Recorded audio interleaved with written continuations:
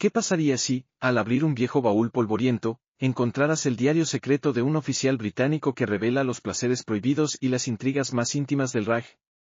Esa es la promesa explosiva de Venus en la India, una novela publicada en 1889 bajo el seudónimo de Charles de Vereaux y prohibida durante décadas por considerarse demasiado atrevida incluso para la moral victoriana. Pero la gran pregunta no es solo qué cuenta, sino por qué, más de un siglo después, sigue incomodando a lectores y censores por igual. Imagina la India colonial, palacios iluminados por lámparas de aceite, regimientos europeos custodiando un imperio y, tras puertas cerradas, pactos de deseo que chocan contra el deber militar. Entre esos muros se escribe este relato, donde un joven teniente describe con detalle encuentros sensuales con mujeres inglesas y princesas hindúes, desafiando todas las jerarquías de raza, poder y género. ¿Fue de Vereaux un testigo fiel o un maestro de la fantasía? ¿Y qué detalle censurado hizo que ejemplares enteros fueran quemados en Londres en 1906? Quédate, porque en los próximos minutos desentrañaremos el escándalo, la verdad histórica y la razón de su vigencia hoy. Y, sobre todo, descubrirás cómo este libro habla directamente a nuestros tabúes modernos. Charles de Vereaux. Un nombre que suena distinguido, quizás de algún diplomático o militar inglés, pero, en realidad, nadie sabe con certeza quién fue. Se presume que fue un seudónimo, posiblemente de un oficial retirado, un aventurero o incluso un escritor francés que jamás pisó la India.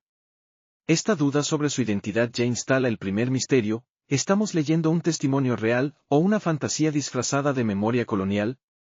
La historia transcurre en plena era victoriana, entre finales del siglo XIX y el inicio del dominio británico total sobre la India. Un tiempo de esplendor imperial, pero también de estrictas normas morales, especialmente en lo referente al sexo, la mujer y la expresión del deseo. Los oficiales británicos eran enviados a tierras exóticas bajo la bandera del deber y la civilización, pero lo que encontraban muchas veces era otra cosa: calor sofocante, culturas sensuales, y una libertad que contrastaba brutalmente con la represión de casa. En ese escenario florece la trama de Venus en la India.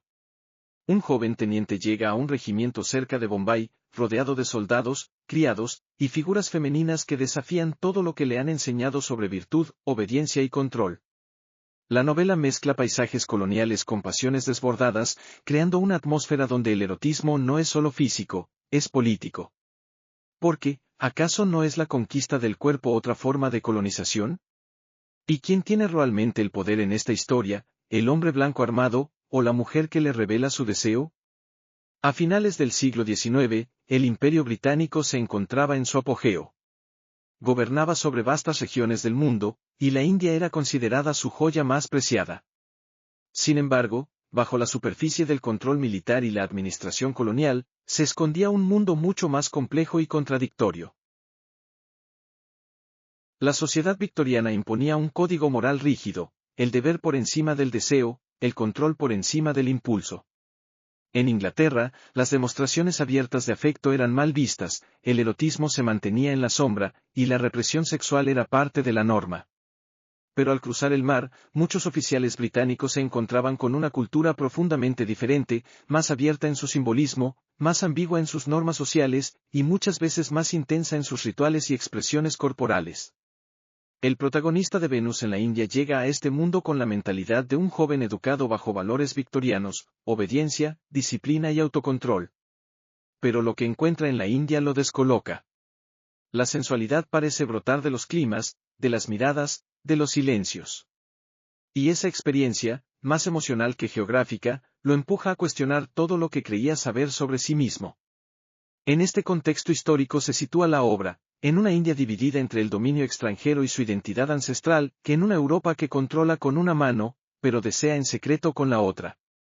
Y en medio de todo eso, un hombre que escribe, o inventa, un testimonio tan íntimo, que aún hoy nos hace preguntar: ¿era este libro una simple fantasía, o una confesión disfrazada? La historia se abre con un clima de orden y formalidad militar. Un joven teniente británico es destinado a un regimiento cerca de Bombay, en plena India colonial.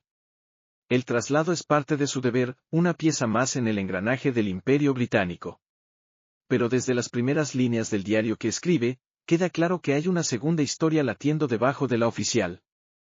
Su verdadero viaje no tiene que ver con la guerra ni la disciplina, sino con el descubrimiento íntimo de un mundo que desafía todo lo que creía conocer sobre el deseo, el poder y el placer. En la casa del coronel, donde es alojado temporalmente, conoce a Lizzie y Amy, dos hermanas inglesas, jóvenes, cultas, sensuales. Desde el principio, percibe en ellas una libertad que descoloca. No son las mujeres sumisas que su educación le enseñó a admirar. Son astutas, juguetonas, conscientes de su magnetismo. Poco a poco, lo envuelven en un juego de seducción donde las reglas parecen creadas para romperse. Con Lizzie llega la primera transgresión, con Amy, la complicidad se transforma en adicción. Los encuentros se suceden con un ritmo casi ceremonial, como si el sexo no fuera solo carnalidad, sino también revelación, pacto, transformación. Pero el relato da un giro inesperado con la aparición de una princesa hindú, de nombre nunca del todo revelado. Su belleza es enigmática, su inteligencia desarma, y su forma de moverse, de mirar, de decidir, trastoca por completo el equilibrio que el teniente había alcanzado. Ya no está ante una amante, está ante una fuerza cultural que lo sobrepasa. Ella no necesita seducir, simplemente se impone. En sus brazos, el placer se vuelve un terreno de inversión de roles. Es ella quien domina. Es ella quien inicia. A medida que el protagonista se adentra en este nuevo universo, se intensifica un conflicto más profundo, su fidelidad a la corona británica comienza a tambalear. ¿Cómo puede conciliar la rigidez de su uniforme con la entrega sin límites que su cuerpo le exige? ¿Dónde termina el deber, y dónde empieza la traición? La novela no se limita a enumerar episodios eróticos. Cada escena construye una caída lenta pero inevitable del protagonista, primero en el deseo, luego en la duda, y finalmente en la rendición total. Sus palabras, cada vez más íntimas, revelan a un hombre que ya no busca el control, sino que ha comprendido, o aceptado, que el verdadero poder puede estar en la entrega. Al final, el teniente no es el mismo que desembarcó en la India. Ha sido despojado de sus certezas, de sus jerarquías, de su falsa superioridad. No ha conquistado nada. Al contrario, ha sido conquistado. Y en esa derrota, encuentra, quizás por primera vez, una forma de verdad. Bajo su aparente simplicidad como novela erótica, Venus en la India revela capas temáticas mucho más profundas, cargadas de crítica, simbolismo y conflicto. No se trata solo de encuentros sexuales entre un oficial británico y mujeres seductoras. En cada escena, en cada descripción, late una tensión mayor, la del colonialismo, la moral victoriana y la lucha por el control, ya sea político, corporal o emocional. En medio del calor sofocante, del polvo rojo y los uniformes almidonados, el protagonista encuentra en el placer una vía de fuga. Su cuerpo se convierte en un espacio de liberación frente a las cadenas invisibles del deber imperial. Mientras sus superiores piensan en estrategias militares, él vive una guerra diferente, la lucha entre la represión heredada de Europa y la libertad que le ofrece la India. El erotismo, entonces, no es solo sensualidad. Es desobediencia. Es un acto íntimo que subvierte la estructura rígida del colonialismo. Al dejarse seducir por Lizzie, Amy o la princesa hindú, el teniente no solo cruza límites morales, también borra fronteras culturales, de poder y de género. La novela invierte los roles tradicionales. Las mujeres no son figuras pasivas. Lizzie y Amy toman decisiones, proponen rituales, enseñan. La princesa hindú, aún más, representa un poder ancestral que el teniente no logra comprender del todo. Él, armado y formado para mandar, termina obedeciendo en la intimidad. Es un cambio de jerarquía silencioso, pero brutal. Además, la presencia de mujeres indias, aunque menos desarrolladas narrativamente que las inglesas, introduce una dimensión racial cargada de exotismo y fantasía. La India no es simplemente escenario, es cuerpo, es misterio, es territorio de conquista y de reversa. Porque si el imperio busca dominar, el deseo termina por desnudar al dominador. Venus en la India no fue la única en incomodar al puritanismo británico. Otras obras como Fanny Hill 1748 o el Kama Sutra, traducido al inglés en 1883, también fueron censuradas por sus contenidos sexuales explícitos. Pero hay una diferencia crucial: mientras Fanny Hill transcurre en Europa, y el Kama Sutra es un texto clásico indio malinterpretado por Occidente, Venus mezcla ambos mundos. Es una especie de intersección literaria donde la fantasía victoriana choca con la espiritualidad oriental. Y es ahí donde entra el brazalete de oro. Un simple objeto, mencionado en uno de los capítulos más sensuales, se convierte en símbolo de pertenencia, de sumisión voluntaria, de pacto cultural. Lo que parece un adorno es, en realidad, una pista, una marca silenciosa de que el narrador ha cruzado la línea. Ya no es un oficial británico describiendo aventuras. Es un hombre marcado por una experiencia que transforma su relación con el poder, el cuerpo y la identidad. ¿Qué significa que el emblema del deseo sea un objeto indio, y no un uniforme británico? ¿Y qué revela esa joya, sobre quién tiene el control, y quién realmente ha sido conquistado? Desde su publicación en 1889, Venus en la India fue vista como un escándalo en tinta. Aunque se imprimió de forma privada en París, lejos del ojo censor de la Inglaterra victoriana, su circulación en Reino Unido y Estados Unidos fue clandestina, casi subterránea. No se vendía en librerías comunes, y quienes lo poseían lo hacían en secreto, como si se tratara de un objeto peligroso, y en cierto sentido, lo era. En una sociedad donde el cuerpo femenino debía permanecer oculto y el deseo era una palabra prohibida, esta novela rompía con todo. No solo mostraba el placer sin culpa, sino que lo enaltecía, lo ritualizaba, lo convertía en una forma de libertad. Y eso, para la moral pública de la época, era intolerable.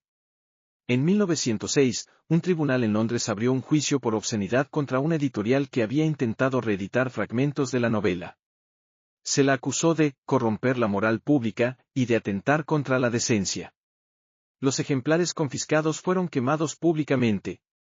Se trataba de borrar no solo el texto, sino lo que representaba, un desafío frontal al puritanismo que dominaba la vida británica de entonces. El mismo patrón se repitió en Estados Unidos. Allí, la novela fue incluida en listas negras, y cualquier intento de importarla se enfrentaba a las leyes de la Comstock Act, que prohibía la difusión de material considerado inmoral o lascivo. Sin embargo, como suele ocurrir, el deseo de lo prohibido solo hizo crecer su leyenda. Y aquí aparece un giro inesperado. Lo que salvó a Venus en la India de la extinción total no fue un editor rebelde ni un libertino ilustrado, sino un abogado profundamente devoto, defensor de la libertad de expresión. Su argumento ante la corte fue simple pero demoledor: ningún gobierno debería tener el poder de decidir qué es arte y qué no. Si la moral cambia con los años, entonces los libros no pueden ser juzgados por criterios eternos. Fue un caso menor, casi olvidado, pero abrió una grieta en el bloque censor. Años después, esa defensa sería retomada en juicios más famosos, como los que enfrentó el amante de Lady Chatterley de D.H. Lawrence. Este episodio encarna el segundo gran conflicto de la obra, libertad artística vs moral pública. ¿Qué derecho tiene el Estado, o la sociedad, de decirnos qué podemos leer, imaginar o sentir? ¿Y cuántas veces se ha intentado silenciar una verdad solo porque incomoda?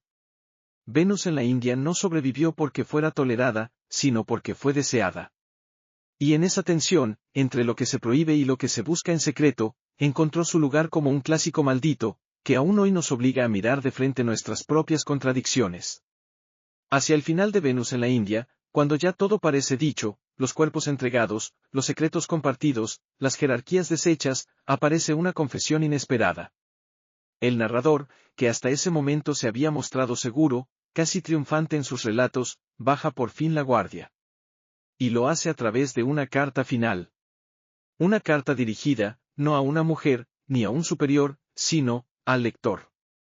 Allí, en ese último tramo del diario, revela lo que tal vez había estado ocultando todo el tiempo, que lo que buscaba no era placer, ni conquista, ni poder, sino comprensión. Que detrás de cada encuentro, de cada caricia y cada transgresión, había una pregunta más profunda: ¿quién soy cuando me desnudo no solo del uniforme, sino de todas las máscaras que me impuso el imperio, la educación, la sociedad? Confiesa que escribir este diario fue su forma de resistir. De gritar en silencio contra una cultura que lo formó para reprimir, obedecer y mandar, pero que jamás le enseñó a sentir. El deseo, entonces, no fue una debilidad. Fue su única forma de libertad. Y es en esa revelación donde la obra alcanza su verdadero clímax. Porque ya no se trata de erotismo ni de escándalo. Se trata de identidad. De vulnerabilidad. De humanidad. Ahí es donde comprendemos por qué esta novela sigue vigente más de un siglo después. Porque nos recuerda que el tabú sexual no ha desaparecido, solo ha cambiado de forma. Que el cuerpo sigue siendo un campo de batalla simbólico entre lo que deseamos y lo que nos dicen que debemos ser. Y que el poder, cuando se mezcla con el deseo, no se destruye, se transforma. Venus en la India no escandaliza por lo explícito, sino por lo que revela entre líneas, que detrás de la conquista imperial también había hombres perdidos, hambrientos de conexión, de sentido, de una verdad que no cabía en los manuales militares. Ese es su legado. Y su verdad más incómoda. ¿Qué nos dice Venus en la India hoy, más de 130 años después de su publicación? Más de lo que podríamos imaginar. Porque aunque la moral victoriana parezca lejana, sus huellas aún viven en nosotros, disfrazadas de otras formas. Hoy no tenemos tribunales quemando libros en plazas públicas, pero sí algoritmos que silencian, redes que censuran, y plataformas donde una imagen de piel es motivo suficiente para un baneo, una advertencia o una suspensión de cuenta. ¿Qué habría pasado si el manuscrito de Devereux hubiera sido un post de TikTok? Probablemente, lo habrían eliminado en minutos. Por contenido inapropiado. Por violación de las normas comunitarias. O, peor aún, le habrían reducido el alcance en silencio, ese shadow banning tan moderno y tan eficaz para enterrar lo que incomoda sin tener que justificarlo. La diferencia es solo de formato. El conflicto sigue siendo el mismo. ¿Quién decide qué podemos mostrar, decir o desear? ¿Dónde termina la protección, y dónde empieza la represión? Lo que Venus en la India pone sobre la mesa, y no de forma sutil, es la necesidad de hablar del deseo sin culpa. De reconocer que el cuerpo es político. Que el placer, aunque íntimo, refleja estructuras de poder, de género, de control. Y que todo intento por silenciarlo no lo destruye, lo hace más fuerte. En nuestra vida diaria, este mensaje sigue teniendo eco. Cada vez que alguien teme mostrarse como es. Cada vez que un creador de contenido camina sobre una cuerda floja entre la expresión y la sanción. Cada vez que el deseo se oculta bajo capas de humor, metáfora o doble sentido para no ser castigado. La moraleja no es que todos debamos escribir novelas escandalosas. Es que el deseo merece ser escuchado sin ser criminalizado. Que la libertad no se agota en el voto o la opinión, también incluye el derecho a imaginar, a tocar, a narrar lo íntimo sin miedo. Y que quizás, al igual que aquel teniente en la India, muchos de nosotros seguimos buscando ese rincón secreto donde ser, por fin, completamente libres. Venus en la India no es solo un libro de confesiones sensuales. Es un grito entre líneas. Un diario donde el deseo se convierte en forma de resistencia, y el cuerpo, en un campo de batalla entre lo que se quiere y lo que se debe. Charles Devereux, sea quien haya sido, no escribió solo para excitar. Escribió para dejar constancia de que, incluso bajo los imperios más rígidos, hay pulsiones que no pueden ser sometidas.